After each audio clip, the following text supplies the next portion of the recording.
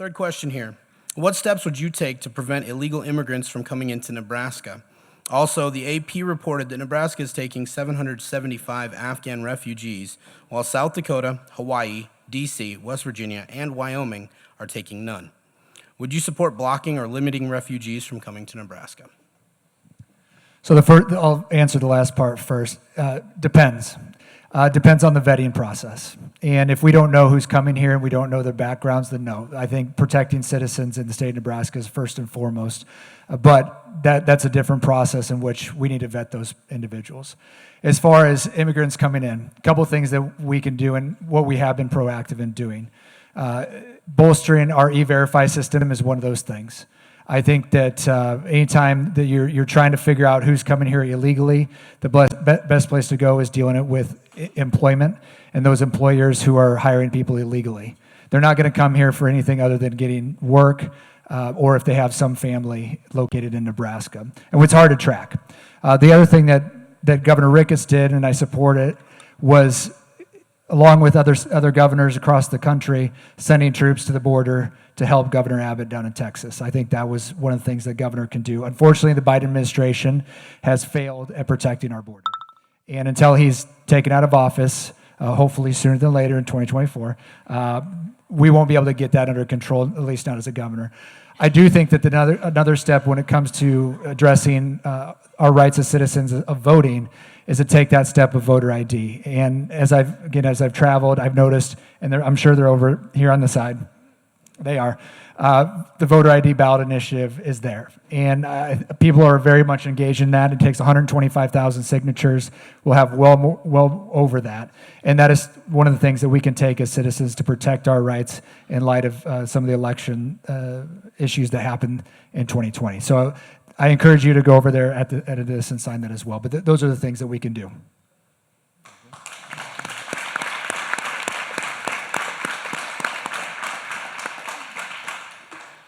Mr. Ridenour, what steps would you take to prevent illegal immigrants from coming into Nebraska? Also, again, the AP reported that Nebraska is taking 775 Afghan refugees, while South Dakota, Hawaii, D.C., West Virginia, and Wyoming are not taking any. Would you support blocking or limiting refugees from coming to Nebraska? Absolutely. I don't support anybody coming into this country or this state that has not been properly vetted. We have to. It makes sense. It's common sense. It should already be in place. The national border crisis isn't just a Texas issue, it's a Nebraskan issue. It's a national issue. I do support what Governor Ricketts did to support Governor Abbott. And if there were any more resources that I could allocate to securing our border, I would be more than happy to do so. However, though, we have employers in this state that will go down there and bust those individuals, those criminals, bust them straight into our state. Hire them, give them places to live, give them food, give them money. And what have we been? This has been going on for years. This isn't just now. This wasn't when Biden was in office. This wasn't just when Trump was in office. This was happening long before this. Nothing's been done, right? And so what we need to do, one of the problems is we have an inspection that gives these employers 72-hour notice before they come inspect these facilities. Well, what do you think happens by the time 72 hours rolls around? There's no illegal immigrant in sight.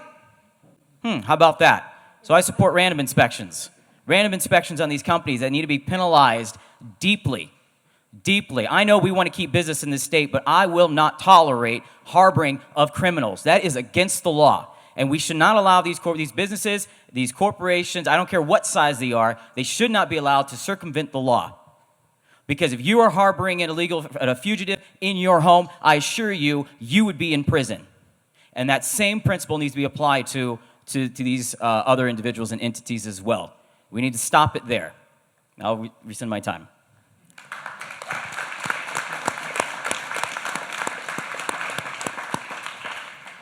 Mrs. Thibodeau.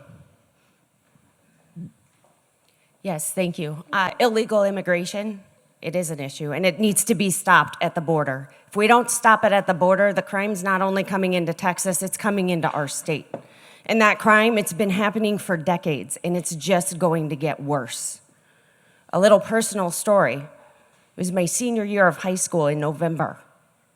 Woke up. My mom was bawling. Her twin sister was pulled off of a bus and brutally raped and murdered by an illegal immigrant who should have never have been in our country in the first place. Illegal immigration has been a problem for decades. We need to send more troops down to the border to help Governor Abbott. We need to continue to do that. We need to stop them before they get to our state. As far as the Afghan refugees, we do need to make sure they are properly vetted. But you know, President Biden did a really bad job getting out of Afghanistan, left people there, left innocent people there. 13 of our own and 1 from our community was killed. We need to make sure those people are vetted and make sure we are rescuing the women and children who are now being ripped from their homes, 10-year-old little girls who are being forced to marry grown men. If those people want to come to our state and they are vetted and they're not criminals, we are all kind-hearted people. And I think we can give them a chance because President Biden, he turned their back on them.